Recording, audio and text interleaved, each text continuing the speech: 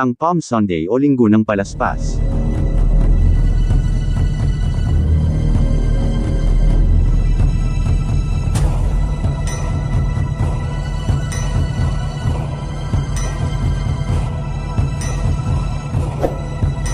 Ang Palm Sunday, o Linggo ng Palaspas, ay isang mahalagang pagdiriwang sa kalendaryong Kristiyano na ginuganito tuwing huling linggo bago ang Pasko ng Pagkabuhay.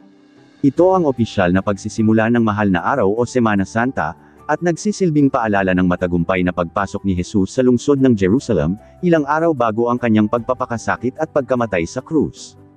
Ayon sa mga ebanghelyo sa Bagong Tipan, pumasok si Jesus sa Jerusalem sakay ng isang asno, isang tanda ng kapakumbabaan. Masayang sinalubong siya ng maraming tao na may dalang mga sanga ng palma. Inilatag ng ilan ang kanilang balabal at mga sanga sa daraanan ni Jesus bilang tanda ng paggalang at pagkilala sa kanya bilang Mesiyas. Sa kanilang pagsigaw ng Hosanna sa anak ni David, ipinahayag nila ang pag-asa at pananampalataya na siya ang tagapagligtas na ipinangako ng Diyos. Sa Pilipinas, itinatampok sa pagdiriwang ang tradisyon ng pagpapabasbas ng mga palaspas sa misa.